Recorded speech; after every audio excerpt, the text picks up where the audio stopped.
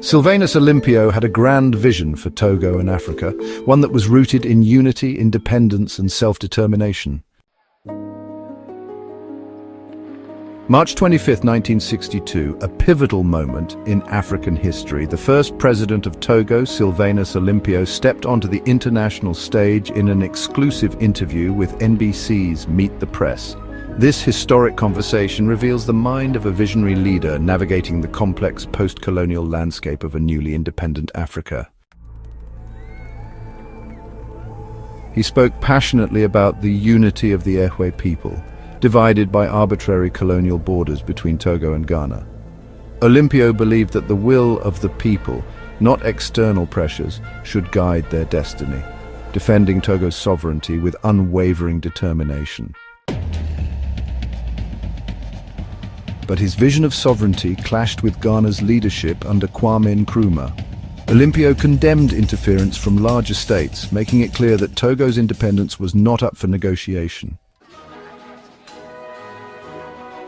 Yet, Sylvanus Olympio was no stranger to the dream of African unity. He envisioned a continent united, not by domination but through mutual respect and collaboration. His call was for a federation of independent states, working hand in hand for a prosperous future. Olympio's ambitions extended to economic liberation. He championed self-sufficiency for Togo, aiming to diversify trade and break free from dependence on former colonial powers. His vision was a Togo open to the world, yet firmly in control of its own destiny. On the global stage, Togo stood firm in its neutrality. Olympio rejected the pull of Cold War alliances, choosing instead to prioritize internal development and regional peace over the rivalries of global superpowers. This interview is more than a conversation. It's a window into the thoughts of a leader who dared to dream of an Africa built on freedom, unity and respect. Join us as we relive this extraordinary moment in history.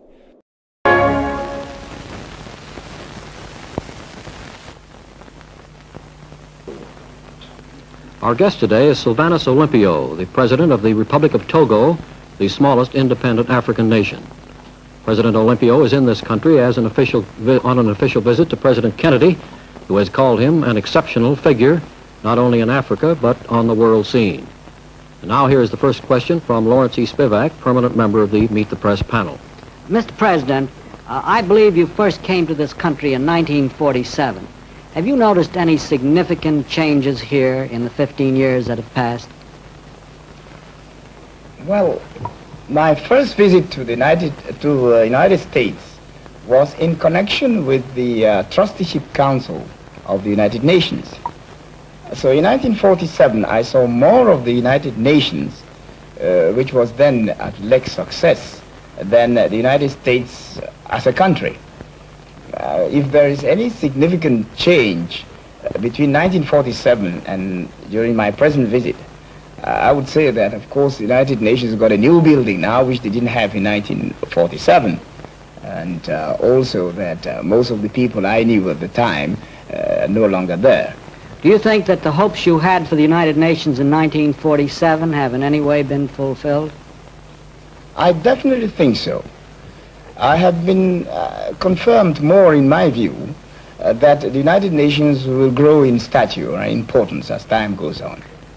Mr. President, as you probably know, there are two things that the American people are most concerned with in relationship to Africa. And one of them is neutralism and the other is communism. I'd like to ask you a little bit about neutralism. In an article you wrote in Foreign Affairs in October '61, you said this: "We cannot afford to be involved in the Cold War with all its consequences." Now, since the Cold War issues are moral as well as economic and political, will you tell us how you can avoid becoming involved in Cold War issues? Well, you see, the Republic of Togoland, for instance, is the smallest country in West Africa. And all the newly independent West African states are just now very occupied with the economic development of their country. And it's generally believed that we should devote the whole of our energy and time to economic questions rather than be involved with what one might call world problems, with the Cold War, with the atomic bombs, disarmament, etc. This is known in some quarters as neutralism. I don't know if it's the right word for it, but one would like to compare that with the policy the United States pursued in the beginning of her history. I'm now referring to the isolationist policy. At the time when the United States thought the best thing to do was to concentrate all her energies on her home affairs rather than be involved in European and world affairs. So I would say that our neutralism is more or less the same type of thing just now. But what about the question, as I said, of moral issues? You yourselves have just become independent. You yourselves have just become free. Now the battle the West insists is a battle with the communists on the question of independence and on freedom. Now can you be neutral on an issue of that kind, and are you neutral? We certainly cannot be neutral when it's a matter concerning individual freedom and national freedom. We are nationalists, and we believe that the freedom for countries which are still independent are so vital that there can be no compromise on that type of principle. So if it's a question of being neutral on questions of freedom, I can tell you that we are certainly for national and individual freedom. Well, now let me ask you this question. Do you think it's important for the emerging nations of Africa not to become communist? Well, I know you in America, you are oversensitive about communism. In West Africa, I don't think the danger of communism is so great as you make out. Just imagine that Europeans have been in our country in some parts over 100 years. I don't think they've changed radically our own traditions and our outlook. And I just don't see how communists with their doctrine, their way of life, can come over to West Africa and within few years change our basic conception of life, our basic traditions. That will be really very difficult indeed. And it's true that you have the young intellectuals who come and talk glibly about socialism and communism and so on. But I think you have to look at look at the majority of the people who are in West Africa, who have their own traditions, have their own way of life, have their own conception of life. And I don't think communism is going to make much impression on that for many, many years more to come. We'll be back with Meet the Press and more questions for our guest, President Olympio. But first, this message. And now resuming our interview, our guest today is Sylvanus Olympio, the President of the Republic of Togo. You've just met Lawrence E. Spivak, permanent member of the panel. Our other reporters today are Max Lerner of the New York Post Syndicate, Alastair Cook of the Manchester Guardian of England, and George Clay of NBC News. We'll continue the questions with Mr. Lerner. Mr. President, although you don't seem to have any anxieties about communism, I'm sure you do about national independence. Your neighbor Ghana and its chief of state, Mr. Nkrumah, have expressed themselves as wanting to reintegrate every people, and make your country a kind of seventh region of Ghana. Now, this is a kind of expansionism which interests us very much, and I wonder what you propose to meet that kind of threat. I think the best measure to adopt, and that's what we are doing in West Africa just now, is to have a greater cooperation between the African states. As you know, our country belongs to what is generally referred to as the Monrovia Group. And you know the principles on which this particular group is based. No interference in any other country's internal affairs, respect for the sovereignty and integrity of each state. Belonging to such a group, I think that will be the best answer to Nkrumah's intentions or aspirations.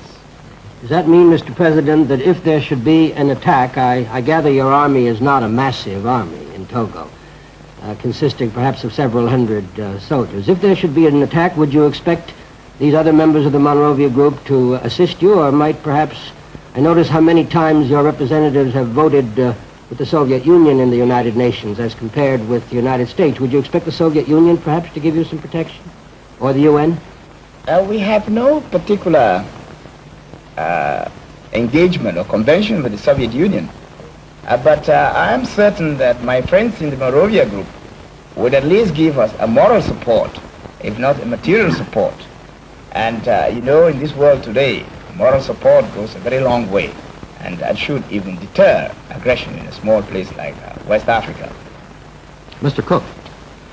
Mr. President, I think that you were the first petitioner before the United Nations Trusteeship Council in 1947, and at that time, or around that time, you said that you had two ideals for your country. One was to see it become an independent republic, and the other was to unite the Ewe peoples.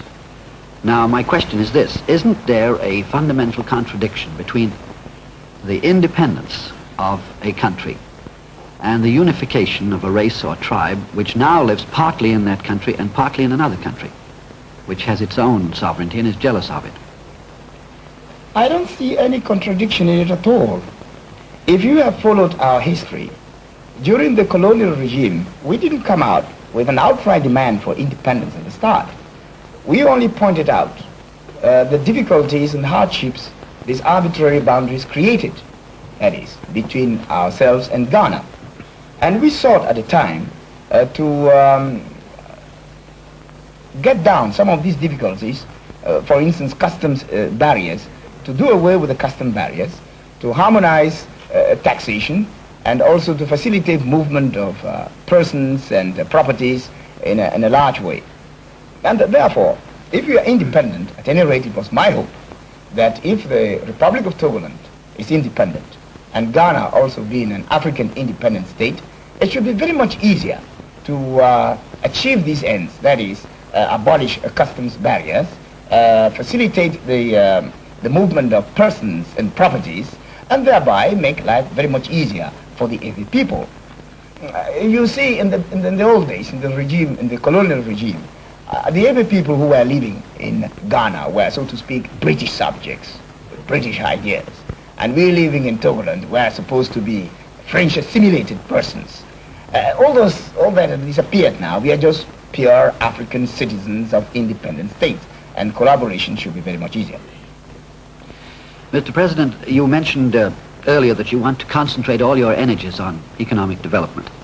And I wonder, with these multiplying sovereignties of smaller and smaller states in Africa, how can these smaller states survive and enjoy separate economies when the whole movement of modern technology is towards centralization and bigger and much more expensive units?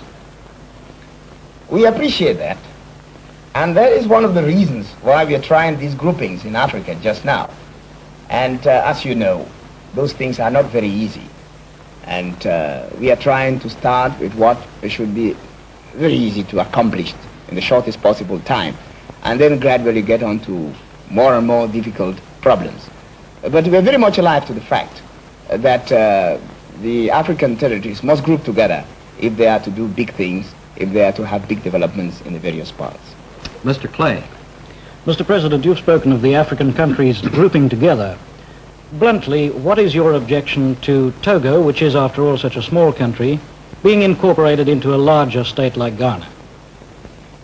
Well, the only objection we have to it is we don't want to be dominated again by another country after having been dominated for so many years by the French. We would like to be having our life as we like to make it, even though we may have economic difficulties. But I must add this, that Togoland, since the German times, has always been a country which has carried its own work, its own burden, without any subvention from the metropolitan country.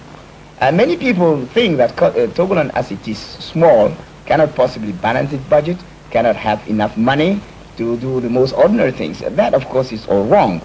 In the past, we have done a lot of things building railways, building walls, building hospitals with our own money. And even, of course, with a little loan from the metropolitan country. But before the last war, there was no subsidy from the metropolitan country. Mr. President, are you still under pressure from Ghana for the incorporation of the Ewe portion of Togo? And do you think you can hold out? It is not so much the Ewe portion of Togo. Ghana would like to integrate the whole of the Republic of Togo. Having achieved the 1/3 of it, which was a British-mandated Togo, Ghana feels the logical conclusion of such a deal is to incorporate the remaining part of Togo, to which, of course, we object.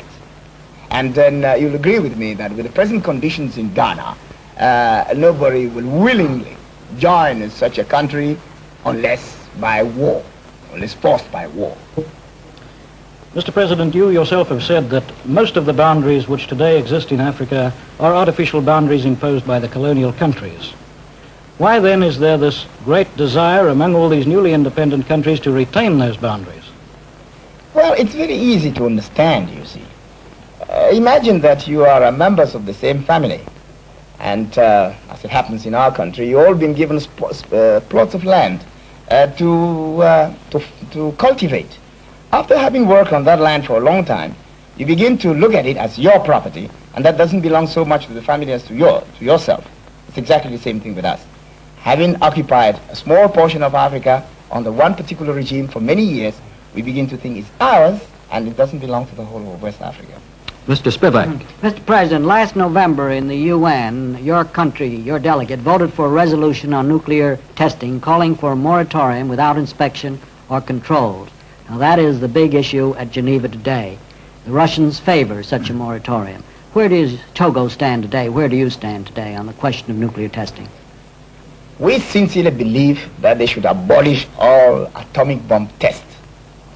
But we are realist and practical enough to know that we cannot allow or we cannot support some countries to continue making tests whilst asking others not to do it. The best solution, of course, is that all the atomic bomb tests should be abolished. It is in the interest of everybody. But so long as some countries refuse to adhere to such a very wise counsel, it is very difficult for us to insist that other countries shouldn't do it. We can only hope that with the pressure which the small nations can build up in the United Nations, the big powers will agree to stop eventually their testing of